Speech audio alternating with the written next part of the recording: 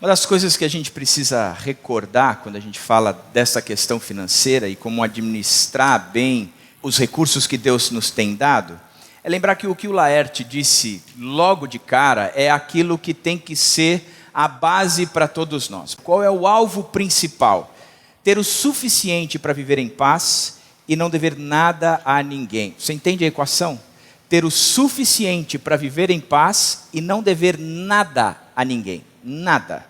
Significa que eu posso deitar a minha cabeça à noite e dormir tranquilamente, porque não tenho dívidas. E posso deitar a cabeça e dormir porque vivo em paz. E por que vivo em paz? Porque não tenho dívidas.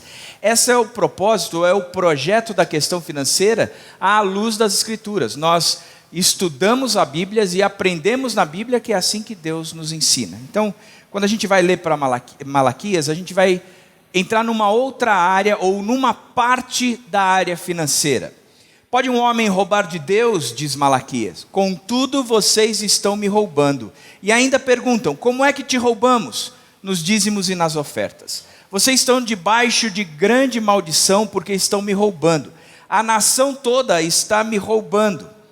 Tragam o dízimo todo ao depósito do templo para que haja alimento em minha casa. Ponham-me à prova, diz o Senhor dos Exércitos, e vejam se não vou abrir as comportas dos céus e derramar sobre vocês tantas bênçãos que nem terão onde guardá-las. Quero começar com a seguinte afirmação.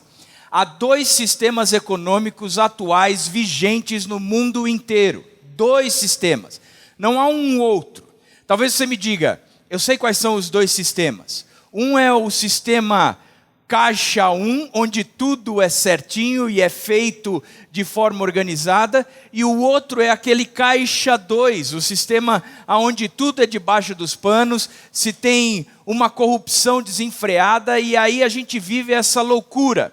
O que eu quero dizer é que eu não creio nestes dois sistemas, da corrupção e do Caixa 1. Eu creio em dois sistemas econômicos onde existe o sistema econômico divino e existe o sistema econômico humano. E os dois se diferenciam. Eu cheguei a uma conclusão na minha vida. Dinheiro, se não é o maior problema, ele deve estar entre os dois principais problemas da vida de toda família. É um dos maiores causadores de brigas nas famílias. E eu vou dizer uma coisa para você. Digo isso porque atendo às famílias e, em geral, ninguém procura um pastor porque tudo vai bem. Meu time ganhou no campeonato, então eu preciso compartilhar com o pastor. Não, o pessoal vem me procurar porque o time foi rebaixado. Vem me procurar porque a grana acabou. Vem me procurar porque a doença chegou na família. Vem me procurar porque a família se rompeu. Em geral, via de regra, me procuram porque há problemas. E o que eu tenho visto é que na maior parte dos contatos feitos comigo, a grande crise é financeira. Talvez você não concorde comigo, mas eu lhe digo uma coisa, acredite nisso. A falta de dinheiro deixa os homens indiferentes, os gastos excessivos das esposas deixam o marido um grosso, e a crise financeira na família deixa o pai um insensível. Mas a crise na família financeira deixa a mulher insegura, a falta de recursos deixa a esposa fria, e a falta de organização financeira deixa a mãe louca. É assim que a gente pinta o quadro e enxerga o quadro. O resultado de tudo isso é que quando vem conversar comigo e diz, André, olha, eu estou nessa condição, o que eu posso aconselhar e o que eu sempre recomendo é, a tua crise está tão grande, que nem se você assistir a prova de fogo 3 vezes por dia durante 6 meses vai ter solução. Porque o coração está preso em outras coisas. Porque o Deus se tornou outra coisa. Dinheiro é algo muito importante na nossa vida e nós podemos pensar que a falta dele é mais importante ainda.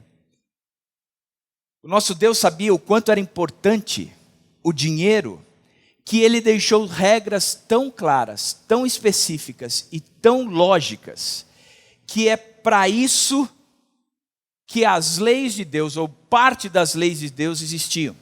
Quando Moisés chama o povo e diz: eu quero dizer uma coisa para vocês. Deus está nos dando leis. E sabe para que são essas leis? Para duas coisas. Primeiro, para que os outros olhem para nós e vejam a sabedoria da gente na maneira de administrar a vida, inclusive na maneira de administrar a grana, os recursos. E da mesma forma, ele olhe para nós e ele veja, e os outros olhem para nós e vejam o Deus incrível que nós temos. Presta atenção. O sistema econômico divino é brilhante. E aquele que vive de acordo com o sistema econômico divino, não só não lhes falta coisa alguma, como ainda os outros olham para eles e dizem: pô, esses caras são sábios nessa área. Eles sabem mexer com dinheiro. Mas não é uma questão de sabedoria, é uma questão de obediência. Porque haviam leis, e as leis deveriam ser cumpridas. E dinheiro é um negócio tão sério, que a Bíblia fala mais em dinheiro do que no céu, fala mais em dinheiro do que em evangelismo, e há em torno de 2.350 versos na Bíblia, 2.350 versos na Bíblia, de que ensinam o como lidar com o dinheiro. O que ele mostra, quando nós enxergamos isso, é que de fato há esses dois sistemas. O sistema econômico humano e o divino. Qual a diferença entre eles? É que na economia divina, o Deus vivo ocupa um lugar central. Mas você pode achar que isso é óbvio, mas é claro que é óbvio. Porque o conceito de conversão é eu tirar os deuses que estão dentro do meu coração, eu tiro fora e eu coloco um novo Deus. O único e verdadeiro Deus. O Deus a quem eu devo adorar e a quem eu devo seguir. E os 3 primeiros mandamentos, eles tratam muito a respeito disso. Você vai buscar a Deus, adorar a Deus e só a Ele. E qual é o último mandamento? O 10º. Você não vai cobiçar coisa alguma, porque se Deus é o teu Deus, você não precisa de mais nada. Você está satisfeito. Foi esta a visão de Davi no Salmo 23, que disse: o Senhor é o meu pastor e nada me faltará, e por causa disso o meu cálice transborda.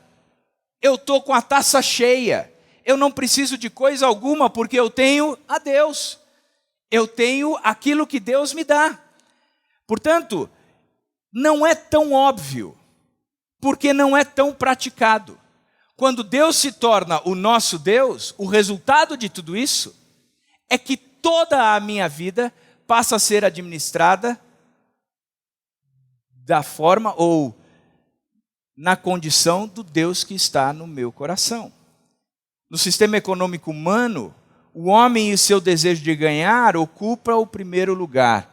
E o resultado de tudo isso é que você vai ver a pessoa tão presa a esse sistema, que ou ela está cheia de dívidas, porque está gastando muito mais do que tem, e Deus já deixou de ser o Deus da vida dela, e os recursos que ela tanto desejou, tanto cobiçou, nunca é satisfeita com nada do que tem. Nunca. Por causa disso, vive endividado. Ou edifica a vida em torno do dinheiro, é aquele que é pão duro, que não gasta, que não faz nada, mas só acumula, e a vida tem que ser o dinheiro e tudo mais. Ou a preocupação excessiva com coisas materiais. Acho interessante, uma vez eu atendi uma senhora, e ela se ajoelhou na minha sala, debruçada na minha mesa, e gritava chorando. Que acho que era o Tiago Matos, a Lili, não lembro quem estava, vinha olhar para ver se estava tudo bem. No meio daquele choro todo, eu lhe perguntei: mas se você pudesse pôr o dedo em cima do seu problema, me diga qual é o seu problema para eu tentar te resolver. Ela gritou: dinheiro! Eu preciso de dinheiro e muito! Eu falei: então eu tiro a ideia de que eu posso te resolver esse problema. procura o Laerte. Eu vou dar hoje na mesma moeda, quando ele disse que meu carro era 3.0. Agora eu vou descontar. Procura o Laerte, ele tem dinheiro e pode te emprestar. Sem juros, porque cobrar com usura na Bíblia é pecado. Então, o que a Bíblia nos ensina é esse sistema.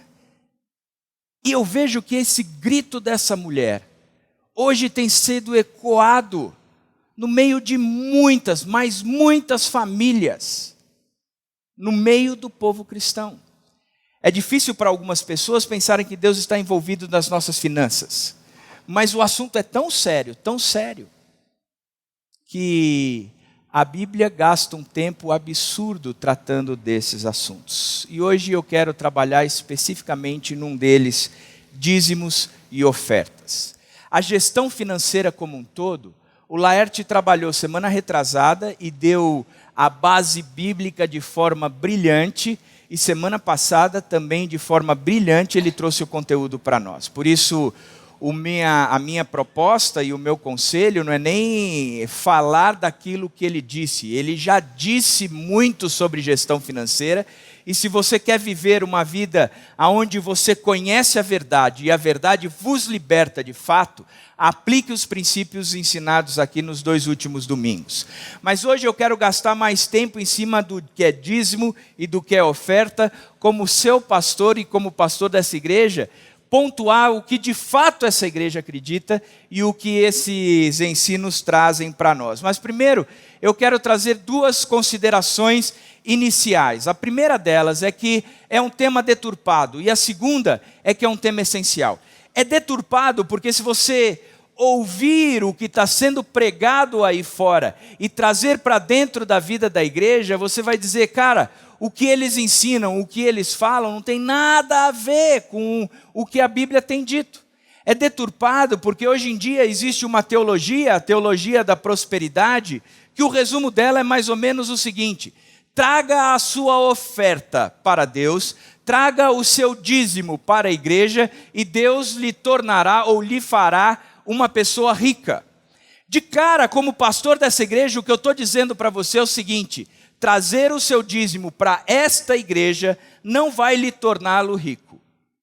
Então, se era essa a sua perspectiva ou expectativa, eu posso lhe indicar algumas igrejas que prometem isso.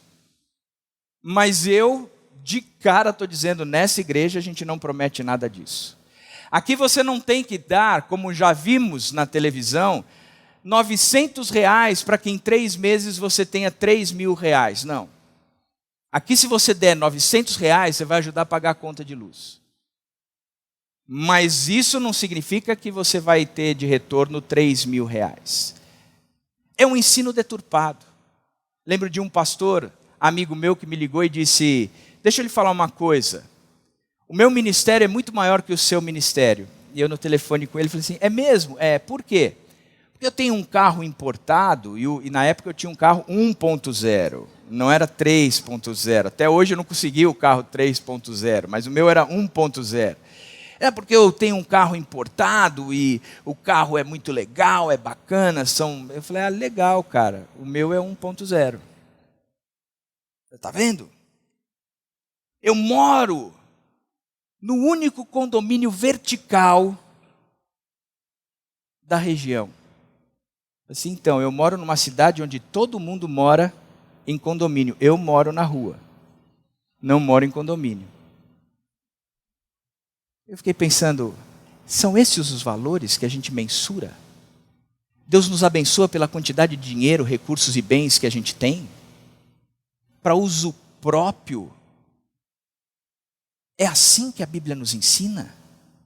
Que eu tenho que dar, isso vai retornar para mim, para eu ter o maior luxo possível? Isso é contra qualquer ensinamento bíblico do Novo Testamento. Todos os apóstolos, todos os homens e mulheres do Novo Testamento sofriam os recursos. Paulo teve que dizer, eu aprendi a viver contente em toda e qualquer circunstância. Eu aprendi, mesmo quando tinha muito, mas também aprendi a viver quando tinha pouco. Eu aprendi. Por isso, é um tema deturpado, Mas o próprio Paulo diz, nós temos que aprender, é essencial, é fundamental, é primordial. Uma vida livre de dívidas, uma vida livre do apego às coisas deste mundo, uma vida livre dos valores que me acorrentam e me distanciam de Deus. E este assunto é tão sério que Deus dedica a sua atenção de forma intensiva na sua palavra. Por isso, ele é tão essencial que quando a gente lê Malaquias, a gente vê que ele afeta o meu relacionamento com Deus. O texto diz assim: pode um homem roubar de Deus? Contudo, vocês estão me roubando. E ainda me perguntam, como é que te roubamos? Nos dízimos e nas ofertas. Vocês estão debaixo de grande maldição, porque estão me roubando. A nação toda está me roubando. Palavra dura, dita por Malaquias. Muito dura. Porque Malaquias, ele traz uma palavra numa época onde o povo estava relativamente bem, já tinha passado a escravidão no Egito, depois o exílio na Babilônia, já tinha reconstruído, estava relativamente em ordem a casa, eles poderiam reconstruir, mas eles viviam uma crise de coração. Apesar de tudo muito bem, o coração estava distante de Deus, e Deus chega para eles com uma série de palavras duras, dizendo, vocês precisam abrir os olhos, cair em si, reconhecer o pecado, e um deles tem a ver com os dízimos e as ofertas. Vocês têm me roubado nos dízimos e nas ofertas. Vocês não estão cumprindo o que é necessário. E aqui já não era uma questão de obediência, era de roubo mesmo. Vocês não estão dando para mim o que me é de direito. E no Velho Testamento, principalmente nesse texto de Malaquias, existem dois termos, oferta e dízimos, que a gente confunde bastante. A oferta é um recurso que ajuda os relacionamentos, e o dízimo é o recurso que ajuda a obra do templo. E vou explicar. O dízimo era uma obrigação, tinha que ser dado 10% por mês, pelo menos. Você trazia aquilo da toda a sua produção, 10% era dedicado ao Senhor. E digo mais, não era qualquer 10%, era a primeira colheita, o que havia de melhor, você tirava para Deus. Você entregava para Deus. O que havia de melhor no seu rebanho, você separava destes melhores 10% do total e você entregava para Deus. Você tinha que trazer isso sempre para o templo. E ali no templo, as tarefas, as pessoas que viviam do templo, porque os levitas que cuidavam do templo, eles não podiam naquela época ter plantações ou rebanhos ou uma série de outras coisas. Isso dependia das ofertas, dos dízimos entregues ao templo, e o sacerdote pegava aquele dinheiro, pegava aqueles recursos e transformava-os em recursos para a execução de tudo o que acontecia dentro do templo e o sustento também de todos aqueles que viviam por causa do templo. Era uma tribo das 12 tribos de Israel, uma tribo toda dedicada a esse serviço. Pois bem, a oferta, ela também era algo que era obrigado. Não era algo tão livre, mas ela tinha algumas referências. Por exemplo, uma vez por ano, tinha que ser sacrificado, todo homem acima de 20 anos, sacrificava em holocausto, uma oferta de holocausto, um animal. Se você começar a comparar o Velho Testamento, você vai ver que os 10% era uma obrigação mensal. Mas haviam outras obrigações que eram dadas esporadicamente. Mas no meio das ofertas, também existiam ofertas que eram voluntárias. Você tinha ofertas de holocausto, você tinha ofertas de cereal, você tinha ofertas de pecado, você tinha as ofertas de primícias, você tinha várias ofertas que você trazia de forma voluntária. Numa era obrigatório, na outra era voluntário. com exceção dessa de holocausto que tinha essa frequência anual. O conceito por trás de tudo isso é que nas ofertas, o animal que era sacrificado, parte dele depois era promovido uma comunhão entre o sacerdote e o cara que ofereceu a oferta, e ali eles comiam junto parte daquele animal. Olha que coisa bacana. Numa oferta, tudo aquilo que era referente ao templo era sustentado. A outra oferta promovia o relacionamento da pessoa com Deus, porque tratava os seus pecados. Puxa vida, tem uma oferta de pecado, por exemplo, devido a determinado pecado, eu oferecia determinado animal. A minha relação com Deus estava boa. Mas também trazia implicações de uma comunhão com outras pessoas. No Novo Testamento, não há o conceito de dízimo. Se fala em oferta. Por quê? Porque eu vou explicar isso mais tarde. Mas o conceito entre os dois era isso. Agora, uma coisa eu preciso dar um alerta. Cuidado com as ofertas que vocês fazem hoje em dia, principalmente no conceito de relacionamentos. Dentro de igreja, existe muita gente picareta. Da mesma maneira como existe muita igreja picareta. E dentro de igreja tem gente que vive de oferta. Literalmente. O cara chega no pequeno grupo, escancara uma vida, tem cara de pedinte, coração de pedinte, palavra de pedinte, sofre, mas ele sai daquele grupo, vai para outro, sai daquele grupo, vai para outro, sai daquele grupo, vai para outro. Cuidado com isso. A Bíblia nos ensina que a gente tem que ser simples como a pomba, mas prudente como a serpente. Então presta atenção, checa. Sabe por quê? Porque depois eu escuto o seguinte: André, você nem sabe o que aconteceu. Fulano pediu uma oferta para mim, disse que estava mal pra caramba, que estava com tudo quebrado, e eu fiz isso para ele. Sabe o que aconteceu? Logo depois, ele saiu para fazer determinada coisa com a esposa, viajou, ou comprou um tênis novo, caríssimo. Gente, abre os olhos. Abra os olhos. Da mesma forma, como quando o dízimo é entregue à igreja, abra os olhos da seriedade da igreja no manuseio da grana. Se há transparência, se está aberto para discussão. Se você tem dificuldades, por exemplo, nessa igreja, o meu conselho é se envolva.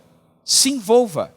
Venha saber como a gente chega junto da diretoria, do financeiro, pergunte, questione, levante. Mas não fica calado, porque são coisas e é o envolvimento obrigatório seu. Tem assembleia, não vem quase ninguém. Você deveria participar. Porque são os recursos do reino que estão aplicados. Oferta e dízimo. Pode um homem roubar de Deus? Contudo, vocês estão me roubando. Contudo, vocês estão me roubando. O Senhor Deus é o proprietário de todas as coisas que nós possuímos. Tudo. Tudo o que eu tenho pertence a Deus e foi dado por Deus. Tudo. Ao Senhor, o seu Deus, pertence os céus e até os mais altos céus, a terra e tudo o que nele existe. Deuteronômio 10, 14. Salmo 24, 1. Do Senhor é a terra e tudo o que nela existe, o mundo e os que nele vivem. Levíticos 25, 23. A terra não poderá ser vendida definitivamente porque ela é minha e vocês são apenas estrangeiros e imigrantes. Ageu 2:8, tanto a prata quanto o ouro me pertencem, declara o Senhor dos Exércitos. Salmo 50, 10 a 12, pois todos os animais da floresta são meus, como são as cabeças de gados, aos milhares nas colinas. Tudo o que temos pertence ao Senhor, tudo. Por isso a administração financeira é algo sério. Porque a administração financeira é administrar cuidar, zelar, gerir algo que não é meu, é de Deus. E Ele estabeleceu a relação dos dízimos e das ofertas. E se não cumprirmos o que Ele manda com aquilo que é dele, afetamos a relação existente entre eu e Ele. Ninguém pode servir a dois senhores, diz Mateus, ou na verdade quem diz é o próprio Jesus Cristo, no Sermão do Monte, porque ele diz, ou você vai odiar a um e amar o outro, ou se dedicará a um e desprezará o outro. Vocês não podem servir a Deus e ao dinheiro. Ao dinheiro. Olha o que Jesus Cristo diz. Vocês não podem servir a Deus e ao dinheiro. Por isso, quando nós tratamos mal os recursos que Deus nos tem dado, a nossa relação com Deus é afetada. A segunda característica que o texto apresenta de Malaquias é que os dízimos e as ofertas, eles checam aonde está o meu coração. Presta atenção. Tragam o dízimo todo ao depósito do templo para que haja alimento em minha casa. Tragam o dinheiro todo. E dízimo é o recurso que ajuda a obra do reino. Dízimo é aquilo que nós recebemos como igreja para pagar todas as despesas da igreja. Isso tem a ver com princípios estabelecidos no Velho Testamento e continua valendo hoje. Então, a regra era trazer 10% do seu recurso para a manutenção de tudo o que acontecia no templo. Acima de tudo, o dar, o ofertar, o doar, ele dirige as nossas atenções e coração para com Deus. Mateus 6:21 nos diz que, porque onde está o teu tesouro, aí também estará o teu coração. Ele compara o coração com o tesouro. Aquela pessoa que grita dizendo, o meu problema é dinheiro, o meu problema é dinheiro, o seu tesouro é o dinheiro.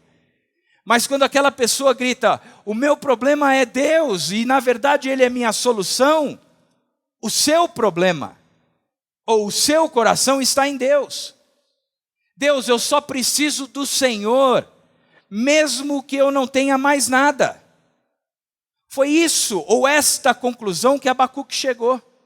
Ainda que eu não tenha nada na minha conta corrente, nada na minha conta poupança, nada em nada, eu não vou sofrer por causa disso, porque eu me alegrarei e exultarei no Deus da minha salvação. Por isso a relação entre dinheiro, ela checa o meu coração. Ela trata o meu coração.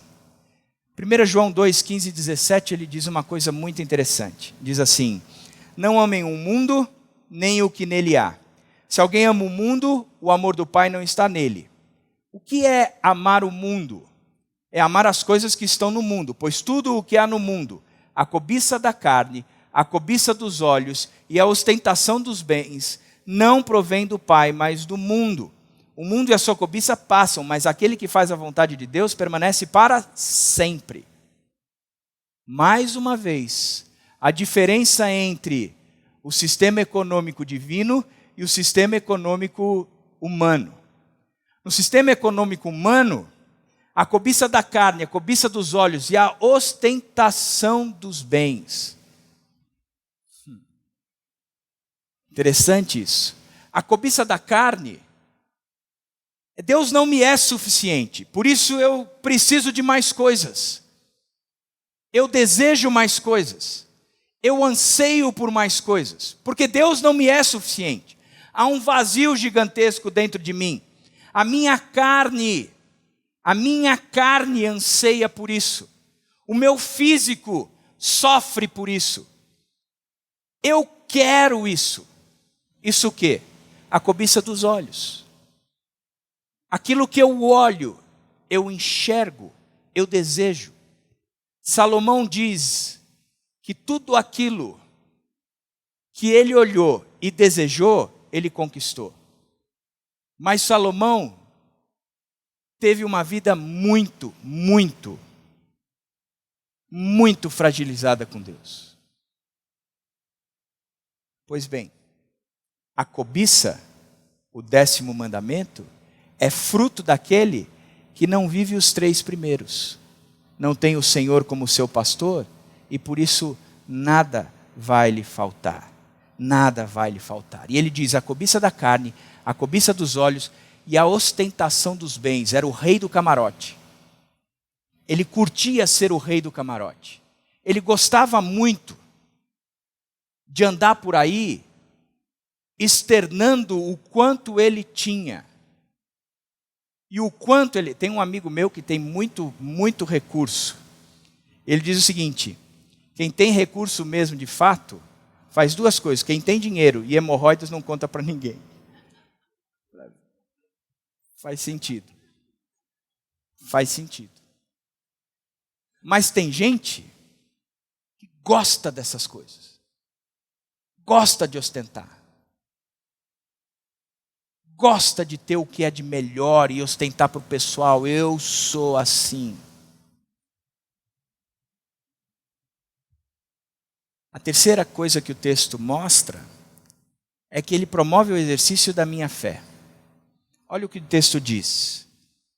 Ponham-me à prova, diz o Senhor dos Exércitos, e vejam se não vou abrir as comportas dos céus e derramar sobre vocês tantas bênçãos que nem terão onde guardá-las. Vai falar, amém, Jesus. Esse versículo eu vou decorar. Principalmente esse lance das comportas dos céus que se abrirão sobre mim e eu vou ter tanta coisa que eu não vou... A primeira coisa que eu faço é eu vou orar de carteira aberta. Vai, Senhor, e o micro aberto na página de conta corrente da minha conta, né? Do banco. Vai, Senhor, abre as comportas e derrama aqui.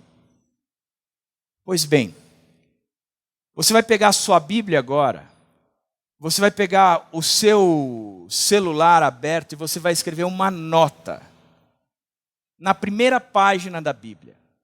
A seguinte nota: nunca uma promessa é para uma pessoa isolada, mas sim para um povo.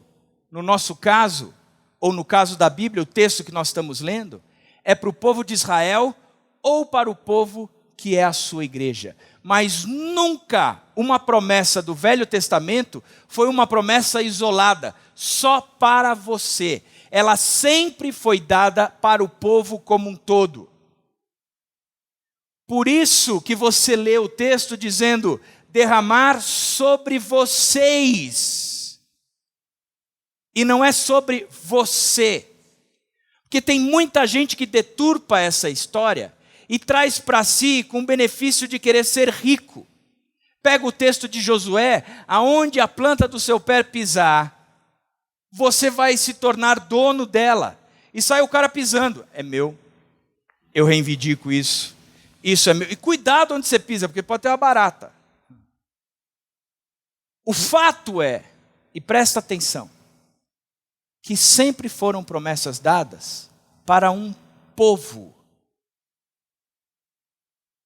Deus não tem a intenção de tornar uma pessoa brilhante. Deus tem a intenção de tornar o seu povo conhecido. Você consegue entender isso?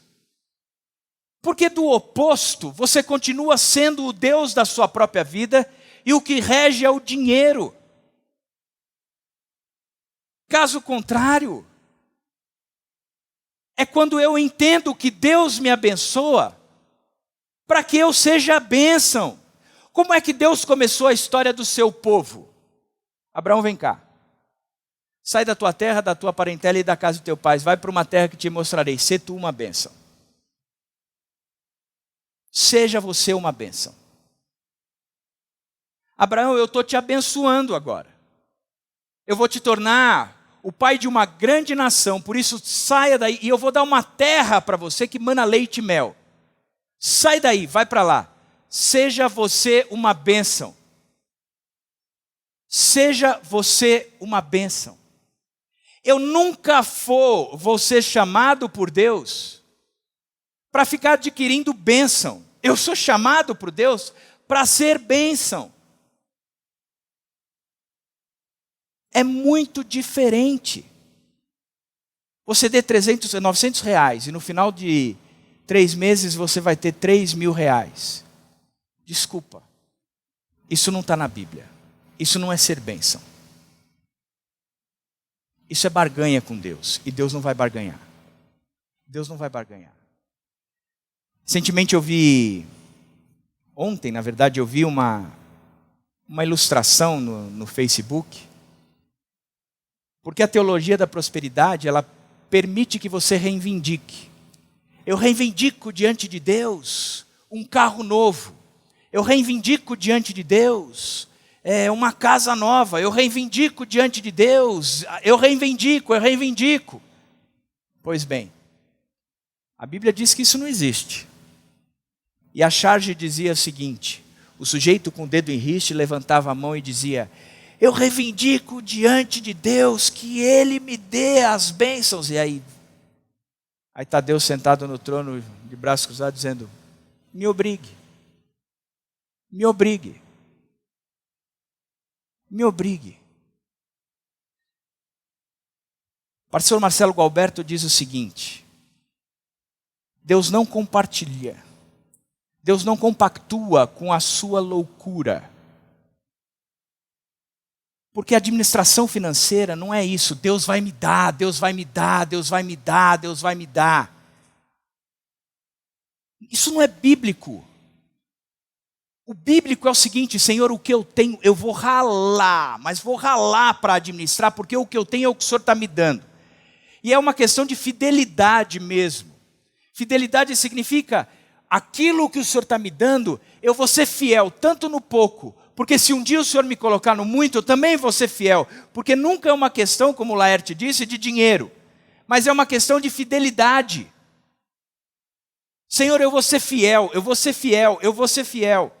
Porque a teologia da prosperidade continua dizendo: traga o seu dinheiro à igreja e Deus lhe tornará rico. Esta igreja não tem essa pretensão, esse ensinamento, esse fundamento. Você não tem que trazer dinheiro para cá para se tornar rico. Inclusive, eu tenho um amigo que passou em frente a uma igreja, tinha uma placa dizendo: aqui o dízimo é 8%, venha para cá.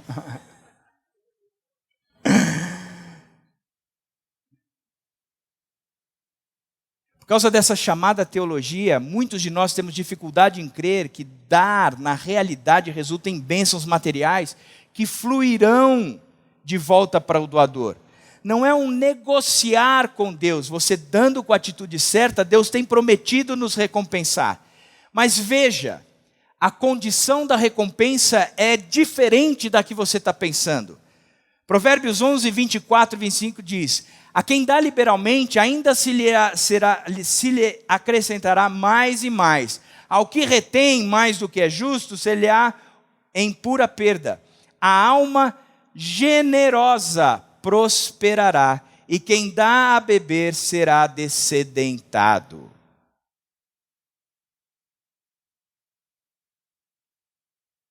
Provérbios começa a nos dar uma dica. Ele diz: a alma generosa vai prosperar.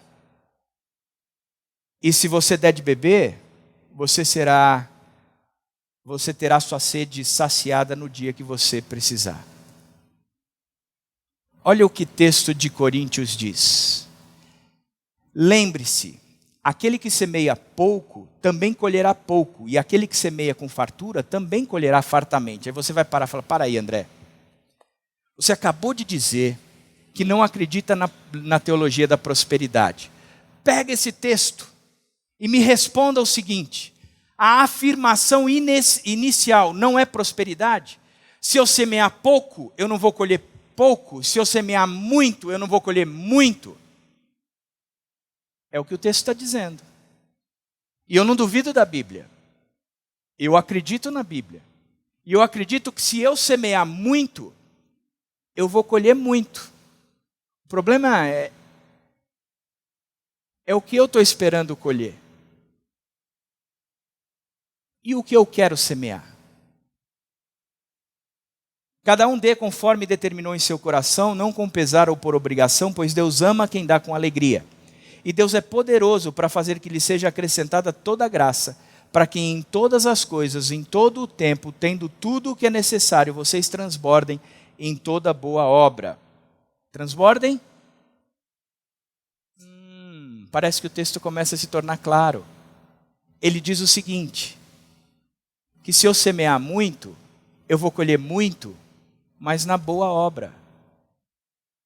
Aquele que supre a semente ao que semeia, Deus, e ao pão ao que come, também lhe suprirá, e multiplicará a semente e fará crescer os frutos da sua justiça. Vocês serão enriquecidos de todas as formas, para que possam ser generosos em qualquer ocasião, e por nosso intermédio, a sua generosidade resulte em ação de graças a Deus. Entendi. O texto está dizendo que eu semear muito na generosidade, eu vou colher muito. E aí Deus vai me tornar capaz de semear muito mais, para que eu colha muito mais, para que eu semeie muito mais ainda. Nós entramos num ciclo que é o ciclo que a prosperidade bíblica traz, de fato, aonde eu tenho garantias bíblicas de que se eu investir, Deus vai suprir o que eu quero, mas Deus não vai suprir as loucuras do meu coração, aonde eu assumo dívidas crendo que Deus vai suprir.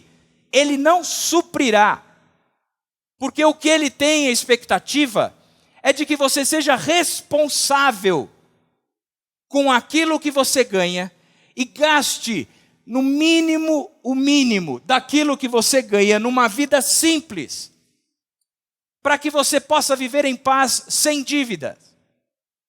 E o que sobra, você seja generoso. E esta sobra, Ele vai aumentar cada vez mais e mais e mais, para que você seja cada vez mais e mais e mais generoso. É assim que a Bíblia diz, porque o ciclo diz, você doa, a necessidade do outro é suprida, Deus aumenta o que você pode doar. Você doa, a necessidade do outro é suprida, Deus aumenta o que você pode dar. E nisto, presta atenção, e nisto você prospera. No resto, você sofre para administrar as suas finanças. É que nem tempo. É que nem tempo. O meu tempo, eu tenho que sofrer para administrá-lo. Porque é um recurso dado por Deus.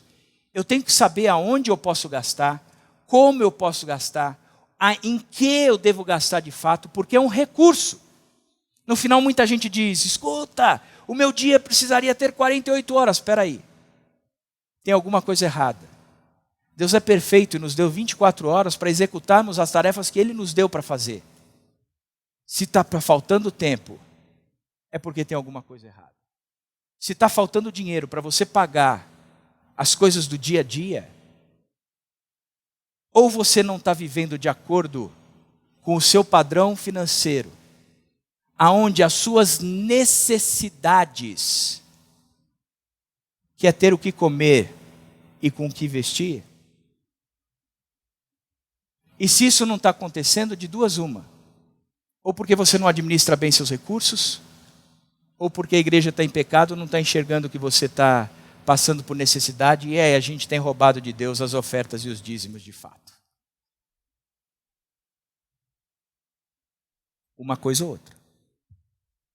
Uma coisa ou outra.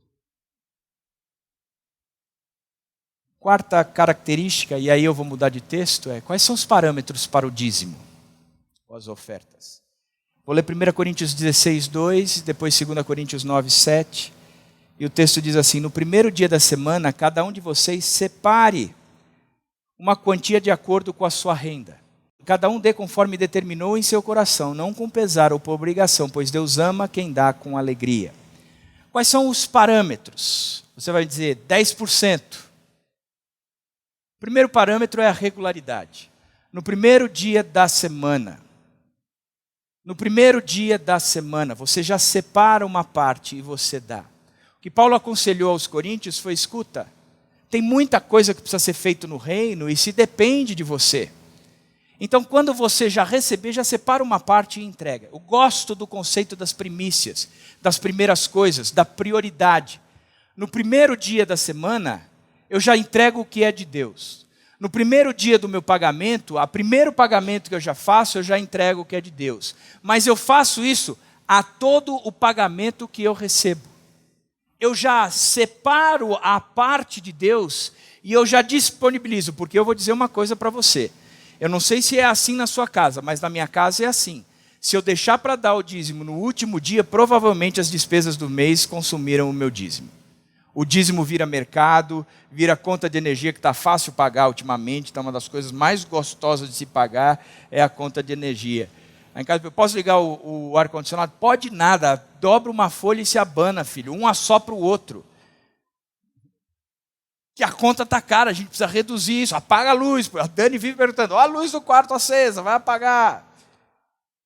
Vamos acender vela. A gente é bastista, mas a gente acende vela. No primeiro dia da semana, se eu estou bem com Deus, disse o Laerte na sua proposta de orçamento, se eu estou bem com Deus, que mais eu preciso? Se eu retribuir a Deus aquilo que Ele pede que eu faça nos meus recursos financeiros, o que mais eu preciso? Deus, com o Senhor eu não estou em dívida. Eu fiz. Segunda coisa que Ele propõe é a proporcionalidade. Cada um de vocês separe uma quantia de acordo com a sua renda. Qual é um bom parâmetro? Você quer que eu lhe diga qual é o bom parâmetro? Os 10%. Este é o melhor parâmetro, porque foi estabelecido no Velho Testamento assim. Aí você vai dizer: mas o Velho Testamento é a lei já se passou, não vale mais. Isso é mentira. Isso não é verdade. O Velho Testamento, as principais leis continuam valendo. E vou lhe dizer uma coisa: tanto vale que logo depois, num sermão chamado Sermão do Monte, aonde Jesus fala sobre o dinheiro, o coração e uma série de coisas, ele chega para aquele povo todo que estava ouvindo a sua mensagem, e ele diz: eu vou ensinar uma coisa para vocês. O me seguir é ir contra a cultura. Porque o ser feliz é feliz aquele que tem fome e sede de justiça. Enquanto que na cultura vigente hoje diz que o ser feliz é quem é corrupto, quem busca o dinheiro fácil, quem aposta nas concorrências onde o dinheiro vai entrar por baixo e assim por diante. Felizes são essas pessoas assim, mas eu estou dizendo para vocês que feliz de fato é quem tem fome e sede de justiça.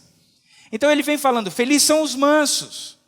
E não aquele cara que grita, que peita, que vai. Não, felizes são os mansos. Ele vem apresentando a contracultura inteira.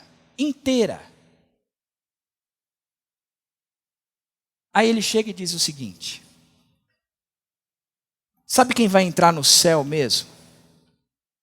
Vai entrar no céu mesmo, vai herdar a vida eterna, aquele que pratica uma justiça infinitamente superior à dos escribas e fariseus. Quem eram os escribas? Os escribas eram aqueles que redigiam as leis. E quem eram os fariseus? Aqueles que diziam que a salvação vinha pela prática dessas leis. E eles se esmeravam em cumprir todas elas. E aí Jesus diz: vou lhe ensinar uma coisa. A lei diz isso.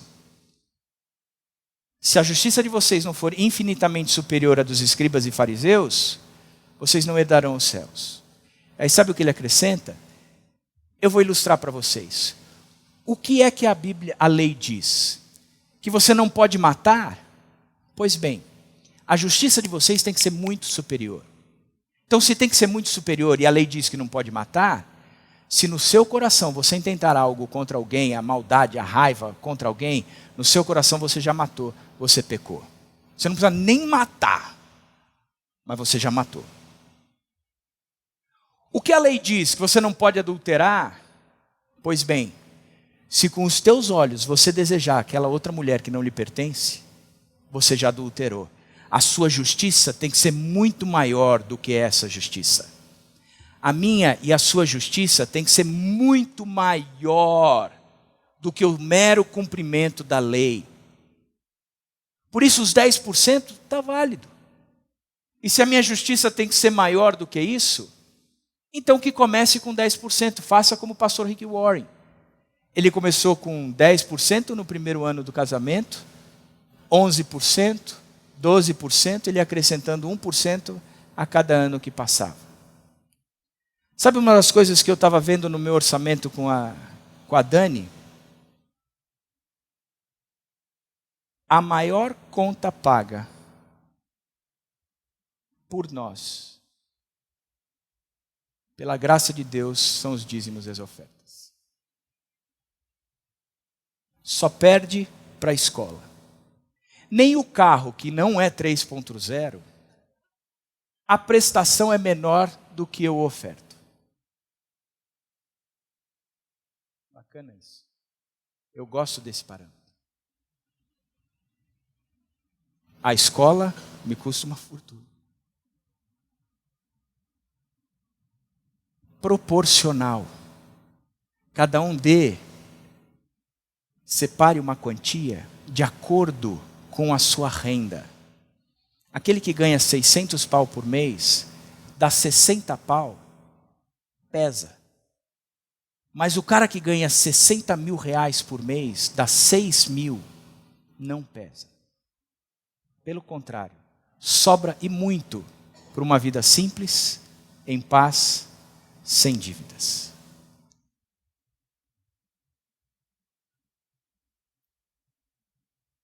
A frequência e a proporcionalidade. Você percebe que no Novo Testamento não há regras como no Velho Testamento, porque a expectativa é que seja muito maior. E aí ele chega na terceira característica, dê com alegria. Cada um dê conforme determinou em seu coração, não com pesar ou por obrigação, pois Deus ama quem dá com alegria. Está dizendo, sabe o que você vai fazer? No primeiro dia da semana você vai separar uma grana e essa grana você vai entregar na igreja e depois de tudo isso você vai dar de acordo com o quanto você ganha, mas faça isso de acordo com o seu coração. Estabeleça um acordo com o seu coração. Significa que você tem que chegar diante de Deus e colocar isso diante de Deus. Quanto é que nós vamos ganhar? Quanto é que nós vamos dar? O quanto é que eu quero contribuir? É isso que eu vou dar. E eu vou dar com alegria, não é com tristeza. Desgraça dessa grana que está indo embora, vai me fazer falta no mercado, não sei o que. Não. Eu estou retribuindo a Deus que me deu tudo o que tenho, só devolvendo o que Ele pede para eu fazer. É isso que eu vou fazer. Eu gosto de uma afirmação, se eu não me engano, é do próprio Rick Warren. É melhor viver com 90% abençoado por Deus do que com 100% amaldiçoado. Porque o dízimo é a menor parte do orçamento. 10% é de Deus. Ou o quanto você estabelecer. O resto, eu vou suar. E é suar mesmo, gente. É batalhar. Eu e a Dani, nós estamos num mês de ajuste de orçamento. Tem dias que sai. Luta. Por que é luta? Porque eu não posso ter expectativa de no meio da minha loucura, Dani, vamos trocar essa casa por uma outra casa, vamos trocar esse apartamento por outro apartamento, vamos trocar esse carro por esse outro carro, eu quero mais sapato, quero mais calça, quero mais pijama, quero mais batom, eu quero mais... não dá, e virar tudo isso e dizer, Deus vai me abençoar. Não vai, porque essa não é a proposta de Deus, eu tenho que viver de acordo com o meu orçamento. Mas parte do meu orçamento eu vou entregar para Deus e de coração alegre, eu vou dizer, muito obrigado porque eu retribuo tudo o que o Senhor me deu. E eu quero retribuir com esta parte. é com isso aqui. Presta atenção num texto de Hebreus. Segundo a mensagem do pastor Eudine Peterson. Por um ato de fé, Abel apresentou a Deus um sacrifício melhor que o de Caim. Foi aquilo que ele acreditava, não o que ele trouxe que fez diferença. Pelo que Deus observou, pôde aprová-lo e considerá-lo justo. Após todos estes séculos, aquela fé continua a chamar a nossa atenção. Por que que o sacrifício de Abel foi aceito e o de Caim não?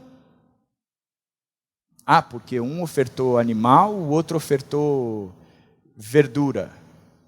Deus não gosta de verdura. Até a gente pode concordar com Deus no gosto, mas não foi por isso. Foi aquilo que Abel acreditava. O coração voltado para Deus.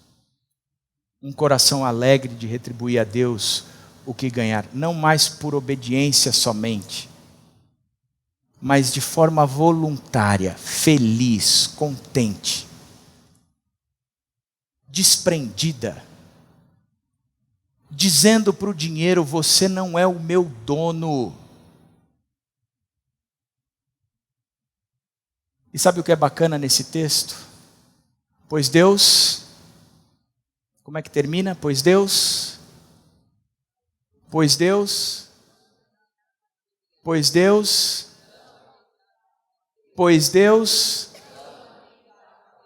que Deus. Deus não está preocupado nos 10%, nos 15%, nos 11%. Deus está preocupado com o seu coração. Deus está preocupado com o seu coração voltado para o coração dele e em sintonia, vocês vivendo juntos. Porque Deus ama quem dá com alegria.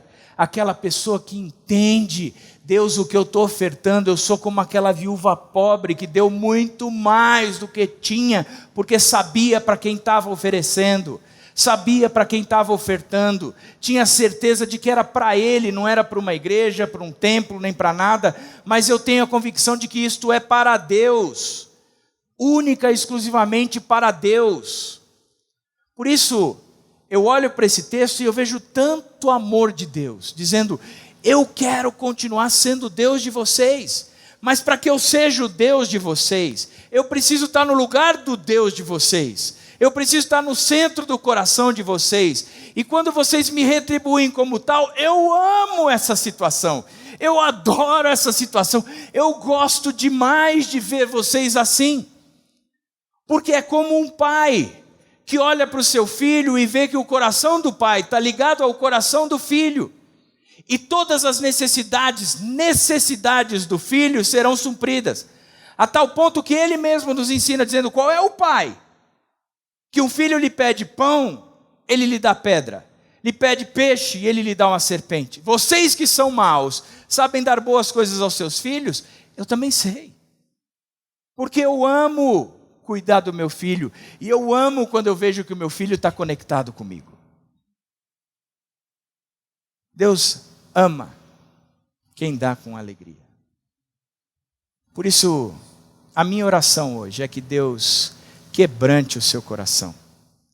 Sabe, quebrante mesmo. Que o dinheiro e os recursos que você tem já não sejam mais o seu Deus. Que você aprenda a viver satisfeito, feliz, contente em toda e qualquer situação. Que você saiba ofertar de forma generosa, para que aquele que alimenta a sementeira de quem semeia, no caso você, lhe contribua ou lhe retribua cada vez mais, para que você possa generosamente contribuir com os outros. Que em nome do Senhor Jesus Cristo, o seu coração seja desapegado dessas coisas. Que em nome do Senhor Jesus Cristo, você e a sua família cheguem num consenso do orçamento, para viver uma vida simples, aonde vocês podem viver em paz e sem dívidas. Que Deus abençoe ricamente a nossa igreja, de forma a ser uma igreja reconhecida pela maneira como os membros administram as suas finanças e a presença do Deus que supre todas as necessidades no meio do seu povo. Amém?